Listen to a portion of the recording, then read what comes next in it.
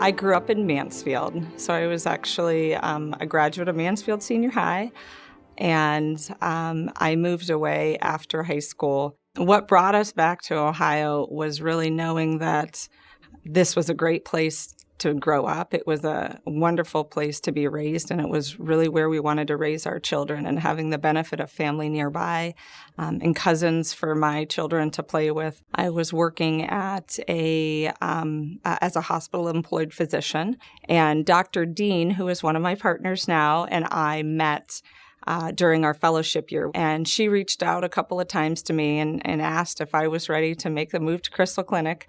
The first time I said, no, I think even though things aren't perfect here, I don't think I'm ready to move yet. And she reached out again and I said, you know what, it's time. I'm ready to move and make that dedication to foot and ankle where I can really be supported like I can't be supported anywhere else. I was really into art. I was an art major for a few years in college, and so I like sculpture and I like just hands-on things. And when I was in medical school, I was doing an orthopedic rotation, and one night I stayed late and I got to scrubbing on a case when a trauma came in and there wasn't enough help. And from that moment on, I knew I wanted to work with hardware in the OR and I wanted to be an orthopedic surgeon. Outside of work, I like to be active with my family. I live in Mansfield, so in the winter, we're at snow trails all the time, skiing. I was not a skier growing up. I was a swimmer and a soccer player. My husband's the skier. We also like to golf, which is not something I grew up doing either. It's also one of my husband's sports, so I had to learn that later in life. But I love running. I love swimming.